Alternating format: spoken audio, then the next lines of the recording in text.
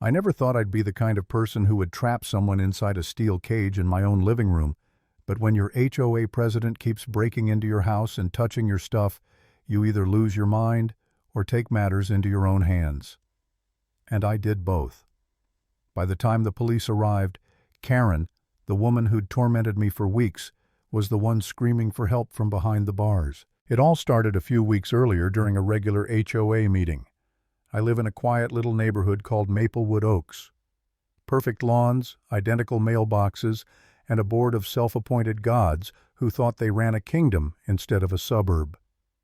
And at the top of that kingdom sat Karen Brooks, our HOA president, a woman in her 50s with perfectly curled blonde hair and a voice that could cut glass. She wore cardigans like armor and carried a clipboard like a sword. That evening she stood up in front of everyone, smiled sweetly, and said, "Daniel, didn't you read the HOA rulebook? Exotic pets are strictly prohibited." Her tone had that fake cheerfulness that makes your stomach turn. "I heard you have a spider." My heart froze. Nobody was supposed to know about Shadow, my pet tarantula. He was quiet, harmless, kept in a tank in my office where no one ever saw him. I didn't even tell my closest neighbor. So how the hell did she know, I asked, trying to sound calm. "Karen, where'd you hear that?" She folded her arms, tilted her head, and said with a smug grin, "I'm the HOA president. I know things." People laughed like she'd just told a cute joke, but I didn't laugh. Something about it felt wrong. There's confidence, and then there's this eerie sense of power, like she really believed she could see into your house. That night I went home unsettled.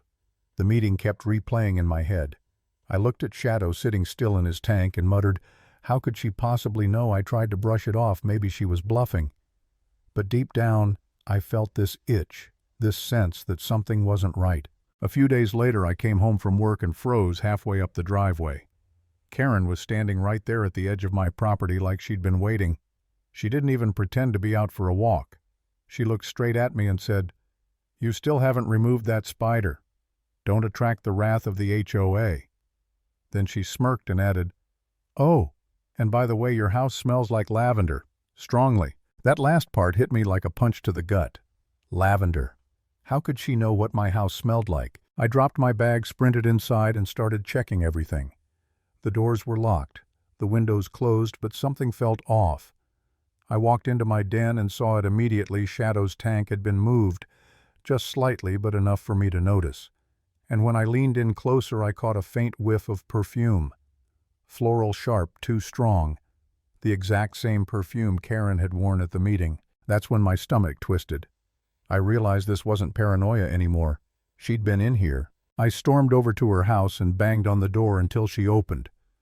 "Did you come into my house?" I demanded. She blinked, playing innocent. "Excuse me."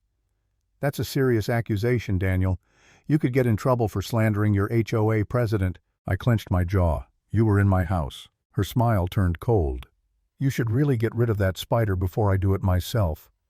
Then she slammed the door in my face. I stood there shaking, angry, powerless. It didn't matter if I was right. People like Karen always won.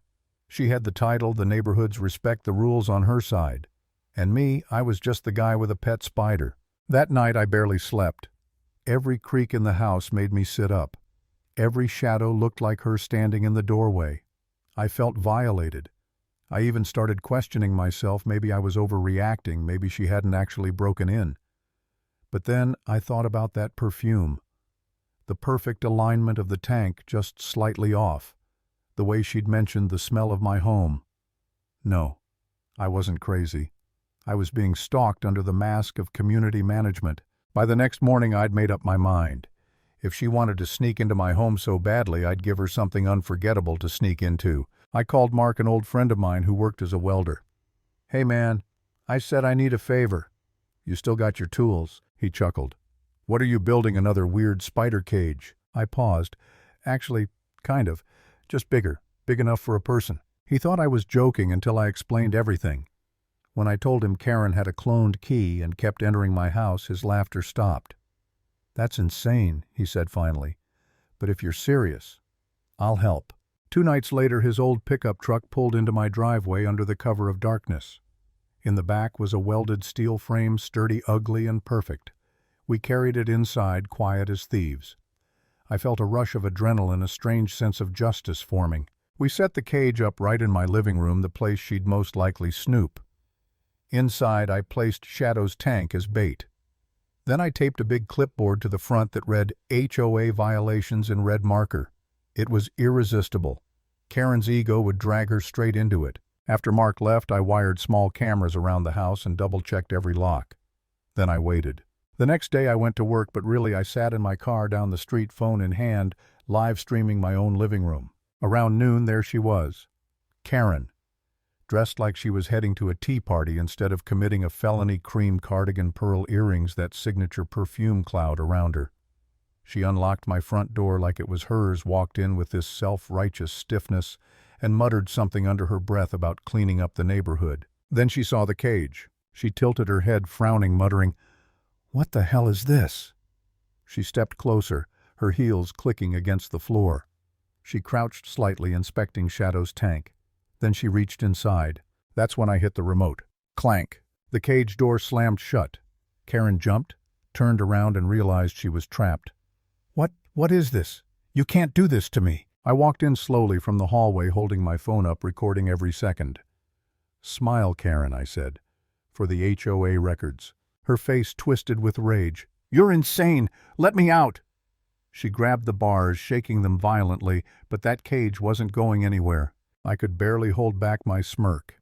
"Now you know what it feels like to have someone invade your space." Her voice cracked with fury.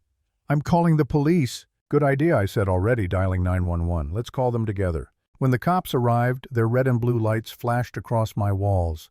The first officer stepped inside, froze, then looked at me, then back at Karen, locked inside the cage.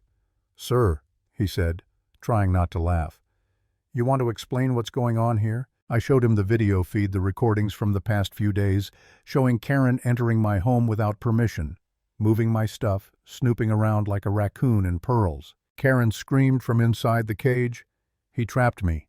I'm the HOA president. I have authority." The officer raised an eyebrow. "Ma'am, authority doesn't mean you can break into people's houses." He turned to me. "She's under arrest for unlawful entry and harassment." Karen's jaw dropped. "You can't arrest me. I'm just doing my job." The second cop chuckled. "Not anymore, you're not." They unlocked the cage, cuffed her hands, and led her out to the patrol car, while she kept shouting about bylaws and safety inspections. Neighbors peeked through their curtains, phones out, whispering. By the time the flashing lights disappeared down the street, everyone knew. Over the next few days, word spread like wildfire. Turns out Karen had copied my house keys from the previous homeowner. She'd been letting herself in for weeks, checking violations, and even bragging to her friends about keeping the community safe. She wasn't just nosy, she was delusional. When the court date came, I honestly expected her to weasel her way out. She showed up in a blazer and pearls, clutching tissues like she was about to give a eulogy. Her lawyer painted me as some lunatic who built a torture chamber in his living room. Karen sniffled and said, "He locked me like an animal." For a moment I actually worried. The jury looked uncomfortable. Maybe I had gone too far. Maybe I'd become the villain in my own story. But then the footage rolled. Every smug smile, every break-in, every moment she touched my stuff like it was hers, it all played out on the big screen. The judge leaned back unimpressed and said, "Mrs. Brooks, this isn't community oversight. This is criminal trespassing." Her lawyer tried to object, but it was over. Karen was sentenced to 1 month in county jail. Not years, but enough to ruin her spotless image. Enough to make her name a punchline. As she was led away, she shot me a look I'll never forget, pure hatred wrapped in humiliation. But for once, she wasn't in control. I walked out of that courtroom with shaky hands, but a steady heart. The neighborhood whispered for weeks. Some called me crazy, some called me a hero. I didn't care. My house was finally mine again. Shadow was safe. The lock stayed locked. And the woman who thought she owned everyone finally learned what it felt like to lose control. Because sometimes when people keep crossing boundaries, the only way to stop them is to build one they can't escape.